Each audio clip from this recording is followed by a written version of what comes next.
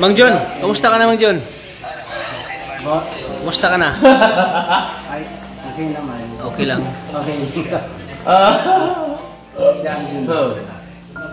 Ano masabi mo sa pagkatao ni Arjun, Mang John? Ano masasabi mo sa kanya pagkatao? Mabait, kaso lang makalog si Arjun. Masayahin. Masayahin. Medyo may kakulitan lang din minsan si Arjun. Ikaw, Arjun, ano masasabi mo sa ugali ni Mang John? Ayun, nakakabait niya. Kaso tunay na tatay. Kaso ang problema, wala siyang asawa. Asawa? Huwag na, baka mamaya makuha ko pang asawa eh. Puproblemahin ko pa eh. Ngayon naman yung walang asawa. At least, wala akong isipin. Yung anak ko lang isipin ko. Kasi sabi ng anak ko, kung ako daw mag-asawa, yung nagmamahal na kami dalawa. Sana nga si Melissa. Kaso lang, balita kay Melissa, Mang John. Kasi si Melissa, sabi niya sa akin, magkaibigan lang daw kami. Sakit! Ay, ako naman, tanggap ko naman. Nagasted si Kuya John. Tanggap ko naman. Tanggap mo naman na ayaw ni Melissa sa'yo? Kaya nagpakalasin ka. Kaya nagpakalasin ka doon sa ni Kuya Juan. Nasaktan kasi ako eh. Bakit pagpalit niya kay Kings? Acting ko lang yun sa Teresa. Drama lang yun. Drama lang. Pero sa totoong buhay hindi. Sa totoong buhay. Mang John, di mo siya tanongin kung bakit nagaganyan ang ano niya? Bakit ganyan ang mukha niya ni Arjun? Ang sabi niya sa Ang dahilan bakit na ganyan ang mukha ni Arjun? Mang John. Gusto kaya ipalaglag ng mama mo? May tinitik ba na gamot si mama mo noon, Arjun? May iniinom na gamot si mama mo? O gusto lang ipalaglag ka ng mama mo ano? Arjun, hindi naman. Ano sabi ng mama mo? Mabait si mama. Hindi, ano sabi ng mama mo? Hindi na ako siya sadya na kasi tinanggil ako ito sa nanay niya at Tawa! Hindi ako siya sadya ni Juan kasi taot lang siyang mabugbog ng lola ko dati kasi nung bata ka siya, lagi siyang binubugbog. Ay, hindi sakit. Dati sakit binubugbog. Dami iniinom na gamot. Wala. Inipit na lang po ako. Inipit na lang po ako sa tiyan. Kaya ka nagkaganyan? Eh gusto ka ipalaglag kung gusto niya. Inipit daw. Hindi ako sinasadya. Dito sinasadya. Kasi hindi ka namatay dahil pag inipit ka, hindi ka makakainin. Yung ako na pang naapektuhan. Kaya yun. Wala mang lahi kayong ganyan na Wala. kapansanan. Wala. Ikaw lang. Ako lang. Yung kapatid mo normal naman. Yung kapatid mo lalaki. Ano sabi ng mama mo nung inuwan ka? Nagsulungan siya, nagsulungan. Ay, nagsuri sa'yo. Hindi lang daw sinasadya niya. Hindi daw niya sinasadya. Di mo ba sinisisi ang mama mo, Arjun? Bakit? Hindi lang. Ang Diyos ang may dahilan.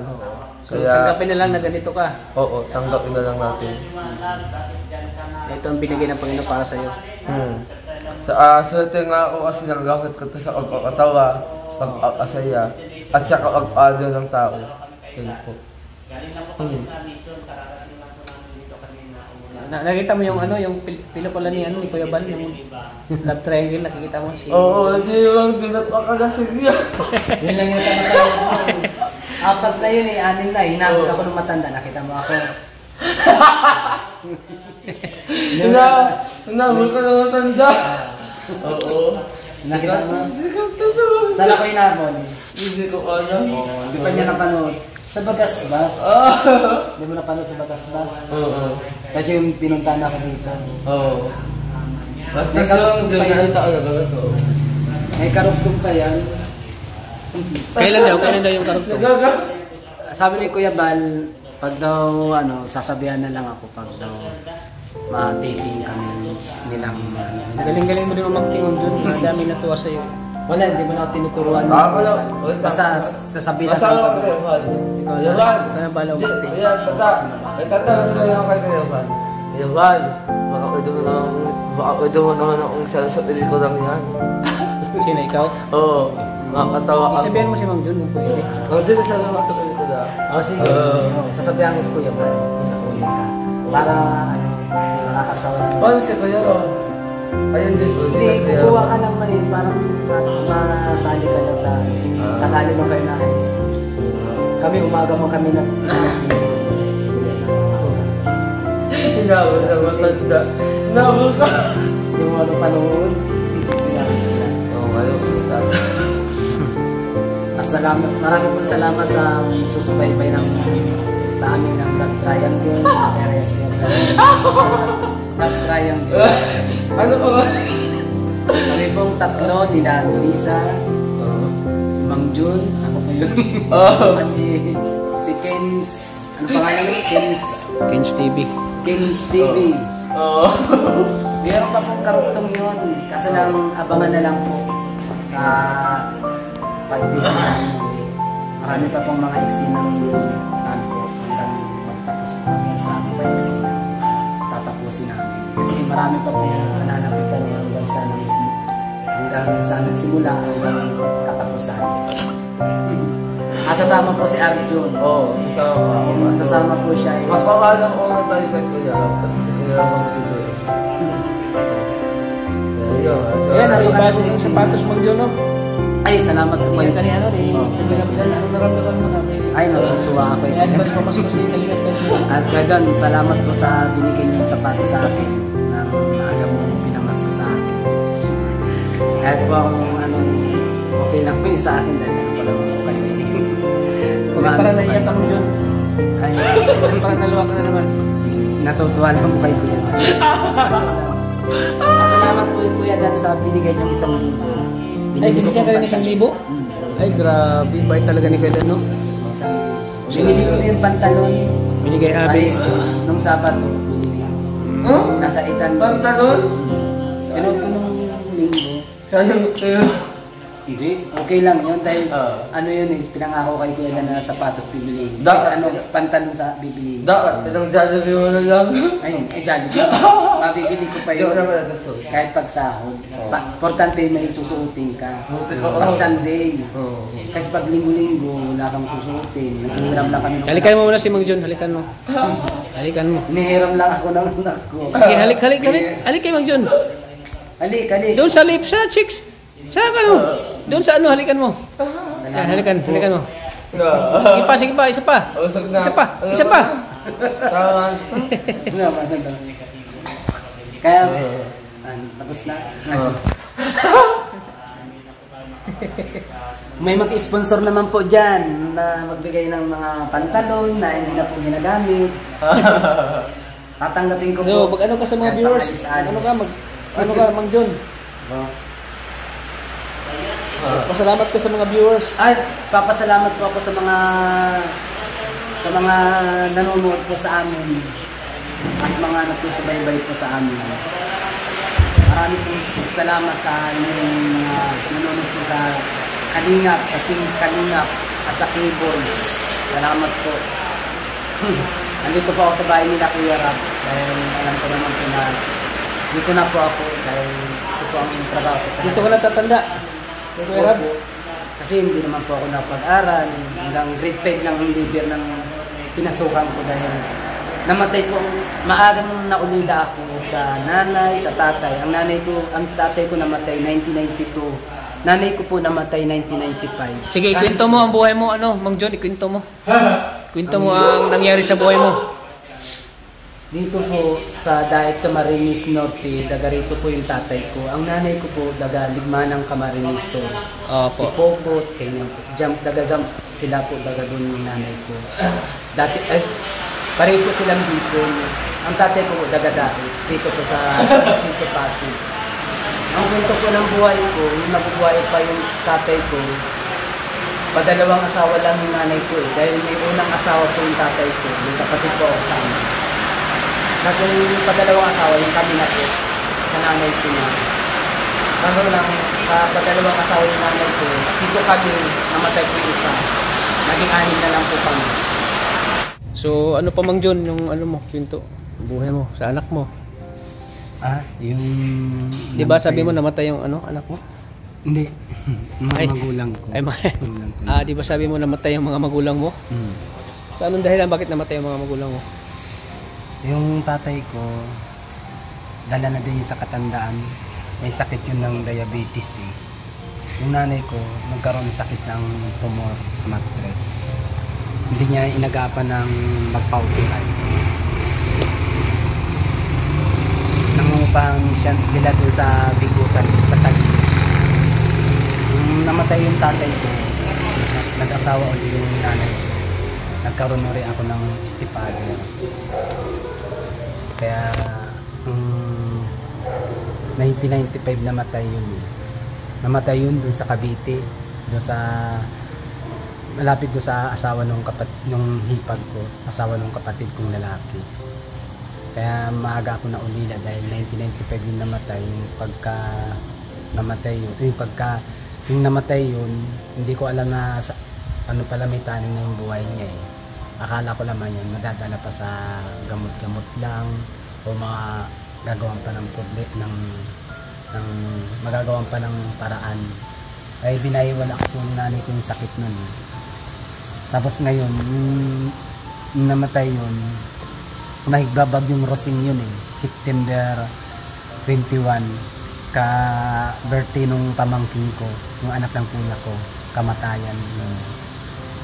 1995, may bagyong Rosing, September 1, 1995 yung nagbagyong Rosing. Kaya naalala ko pag yung nanay ko namatay naano ako parang akong naiyak ka? Kasi mahirap din na mawala ng magulang kasi maaga talaga ako na ulila dahil yung nabubuhay pa kasi nanay ko sabi nagpapaalala na sa amin na nung mawawala man daw siya dito sa ibabaw ng mundo kami daw magtulungan kami magkakapatid. Hindi nangyari sa amin magtutulungan magkakapatid. Kanya-kanya sila nag-asawa.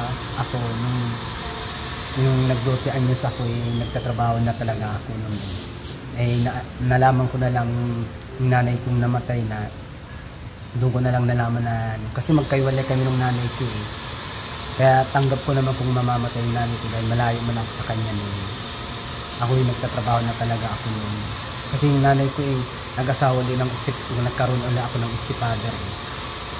Kaya sabi ko sa sarili ko yung nawala yung nanay ko na hindi ko natanggap na ganun pala yun eh, na mawawala yung nanay ko.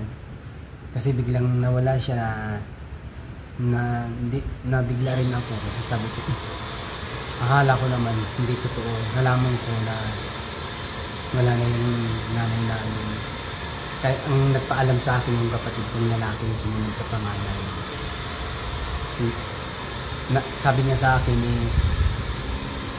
umuwi nga daw ako kasi galing ako dun sa sa Bikutan. Siya nasa Cavite. Kaya ako nagtatrabaho nun ako eh. Kaya sabi ko nawala yung nanay ko. Wala akong masasandalan ng anong mga problema ko. Hindi ko kung ano man ang pinagdadaanan ko sa buhay ko. Sarili kong kayod, sarili kong sikap. Kaya yung kuya ko may pamilya, ayaw ko man lumapit sa kanya, ayaw ko maging pabigat sa kanya. Kaya sarili kong kayod ang inaanuhan ko. Kaya minsan may nakakita akong mga magulang. Minsan namimiss ko din mga magulang ko nung nabubuhay pa. Kasi ako talagang mas naano ako sa nanay ko, mas malapit ako sa tatay ko. Hindi ko nga alam na ganun pala mawawalan ng iglap na lang. Hindi ko alam na may taning na yung buhay niya. Sinekreto naman sa akin na may sakit pala siya. Hindi ko lang alam na dahil ako nagsusuporta din sa nanay ko nung nabubuhay pa. Isa nagbibigay din ako sa kanyang pera. Natutuwa siya na kahit pa paano nakakatulong ako sa kanya. Kaya ano na ako noon, mga 22 na yata ang edad ko noon. Kasi ako ngayon, ano na ako 38, 39, 40 na din ako Kaya ako naman, kaya nagkaroon akong anak ngayon. nung ano na, ngayon 2007 na ako nagkaroon ng asawa. Yung asawa ko naman, naghiwalay kami, ako nasa Batangas, siya nasa Montalban, Rizal. Nagtitinda ako noon na hindi ko alam na ganun magkakalago ang kaming dalawa. Pero nagsusuporta ako sa anak ko. Nabigla na lang ako na sabi niya, kunin ko na lang yung anak ko. Kasi nagsabi siya sa akin na may iba na daw siyang kinakasama. Hindi man kami kasal nun. Ang dami kong mga pinagdaanan sa buhay. Kaya yung mga pinagdadaanan ko... Bakit kayo naghiwalay ng asawa mo, Mang John? Sabi niya sa akin, may iba na siyang kasama. Uy, kasi malayo bakit? kaming dalawa eh. Magkalayo kami. Siya Magkalayo nasa kayo. Montalban, ako nasa Matangas. Masakit yun, Mang John. Oo. Hindi man kami kasal, kaya wala man akong karapatan anin ko siya, pigilan. Kasi hindi kami kasal, nagsama lang kami. So hanggang ngayon, iniisip mo pa rin yung mga nangyari sa'yo? No. Nagkaroon akong live-in man, nagkaroon akong live-in, nabuntis ko siya, nag-abroad naman siya ng puntang Hong Kong yata yun, dahil nagtrabaho siya, tinulungan siya ng tiyahin niya. Oo. 3 taon kami nagsama. Kaya yung mga pinagdaanan ko, yung mga nagtitibay din sa loob ko, at least may mga pinagdaanan akong hirap na nararanasan ko. Yung sa mga magulang ko, alam ko masaya na sila sa nasa langit, masaya na sila sa mga kasama ng kapatid nila, mga tiyahin namin at yung tatay ko. Nagsama na din sila. Kasi hindi natin hawak ang buhay natin kung kailan tayong kukunin. Kaya lagi lang tayong manalangin sa Panginoon na bigyan pa tayo ng mahabang buhay. Alam ko doon man din tayo mapupunta. Lahat tayo, no? Lahat tayo pagtanda natin. Kaya lagi lang tayo magdadasal at hanggat nandito pa tayo sa mundo, ano lang tayo, maging maayos ang pamumuhay natin. Kaya yung anak nagawa ko, tayo ng mabuti sa ating kapwa. Sa kapwa. Tapos maging mabuti ang paroroonan takbo ng buhay. Kaya ako, hanggat ako ngayon, nandito ako, nagtatrabaho, alang-alang sa anak ko, nagpapalakas ako sa anak ko dahil may anak ako. Kasi ako bilang magulang na din at may anak na ako, hanggang doon ako. Hindi ako kasi pag nag-asawa ako, sabi ng kapatid ko, mag-asawa ako para magkaroon akong sariling pamilya uli, magkaroon akong makakasama sa buhay. Hindi ko na rin iniisip yun dahil kung makakakuha ako, gusto ko yung magkakasundo kami dalaw ng magiging kasama ko. Katulad ni Melissa, ako nahangaan ko kay Melissa, masipag, at nahanga ako sa kanya. Gusto kong magkaroon akong ganun kay katulad ni Melissa na tiyaga mag-alaga sa mga anak. Kaso lang hindi mangyayari kasi ang kay Melissa nakadalawa na siyang asawa, may 5 na siyang anak. Ginagalang ko at nilorespeto ko sa Melissa. Kaya hanggang doon na lang kami magkaibigan. Sabi ni Melissa, magkaibigan kami. Hanggang kaibigan na lang. Tatanggapin ko yung maluwag. Kasi ako naman may anak naman na ako. Yun na lang hinuubutan ko ang anak ko at bibigyan ko ng magandang kinabukasan ng anak ko. Kasi ako hindi ako nakapag-aral talaga eh. Hanggang grade 5 lang ako. Marunong man ako magbasa at marunong man din ako magsulat. Pero yung mga pinag-aralan ng kaya may assignment yung anak ko, hindi ako nagtuturo. Sabi ko magpaturo kasi nakakaalam. Kasi sabi ko di ko yan naturuan yung grade 6. Kahit na grade 5, minsan nalilimutan ko mga test. Kasi pagpaturo ang anak ko, sabi ko magpaturo na lang sa mga pinsan niya, sa kaklase niya o kanina. So ngayon, Mang John, ay ang anak mo ay pinaghugutan mo ng lakas. Kahit paano, kahit natural yung maging ang buhay natin yung mahirap. Talagang ganun ang buhay. So ngayon ay, yung pagsisika mo ngayon ay para sa anak ko, para mabigyan mo ng magandang kaya, at Sige. least magkaroon akong anak ngayon. Ayun na lang napapalakas ang anak ko. Kaya ako nagpagawa kay Kuya Rab ng SS. Sabi ko kay Kuya Rab, pagtanda ko SS. Para pagdating ko ng 60, maging senior man ako, meron akong SS. Kasi yung kapatid kong kuya kong panganay, walang SS. Hindi nagawa ng SS. 52 na siya. Hindi na daw PB. Hindi na daw siya makakagawa ng SS kasi 52 na. Kaya ako ngayon, mga 40 man ako, hanggat mag-10 taon, pwede na hanggang 10 taon ng hugod-ulog ng SS. Kaya po ako magsisikap lahat ng gagawin ko. Kasi mahirap na din magkasakit din eh. Hanggat malusog pa, malakas ka pa, kayo lang tayo. Pero huwag lang tayo mapabaya ng katawan natin. Iingatan din natin. Ingatan lang yun. Ang healthy natin. Kaya ang anak ko, kahit kami nangungupahan, o pagtanda ko naman, gusto ko lang talagang magkaroon lang ng sariling bahay bago akong magtanda. Yan ang request ko sa loob ko. Dahil mahirap din habang buhay ka nangungupahan, mahirap din yung nangungupahan ka. Kasi ako nagpapala ng wala akong ibang katitira, puro kamag-anak. Pero hindi ka pwede magandatugan sa kamag-anak mo. Kailangan bibigay ka pa rin sa kanilang suporta, pambiling bigas, pagkain. Naranasan ko yan. Huwag kang magiging batugan sa pamilya mo to sa kamag-anakan mo dahil naranasan ko yan. Pag wala kang pakinabang, hindi ka aanuin ka na napapaalisin. Kailangan kaya ko nakisama din sa mga kamag-anak ko. Kaya sarili kong kayo. Kung kami po ng anak ko nangungupahan dito sa Kamambugan, ilang pang ko magkaroon din po ako ng sariling bahay lang. Ang request ko po sa sarili ko.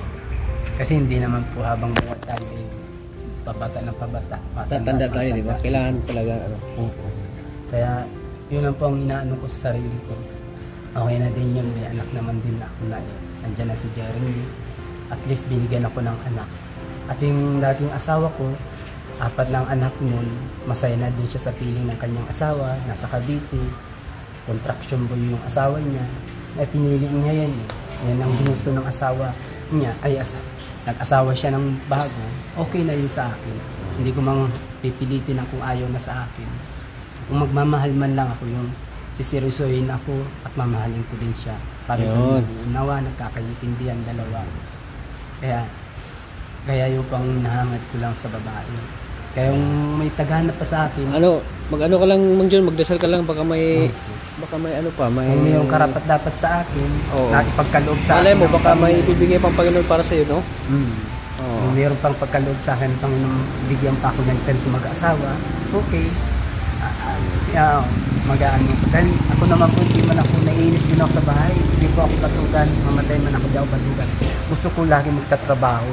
Kaya gusto ko, ayaw ko, pag ako nasa bahay, hindi ko gusto ko magtrabaho talaga. Naiinip din ako, gusto ko magtrabaho. Kaya pag ako nasa Kamambugan, wala pa kay Kuya Ram. Sideline ako ng trabaho, magpapagamas, magpapalinis ang bahay. Diyan, naging janitor ako sa eskwelahan dyan sa Baldubin. Yan trabaho ko nung wala pa akong trabaho. Ngayon, nag-ano na ako dito kay Kuya Ram, kinukuha pa nga ng teacher, sabi ko wala na po ako. Natutuwa nga yung teacher sa akin, sabi niya, doon ka na pala doon sa Kalingap kay Matubang. Sabi ko nga, nga po yun. Basta maging tapat ka doon at maging masipag ka doon. Tutulungan ka doon. Sabi nga po. Kaya kilala po ako dyan sa Baldubino pag ako inano po dyan.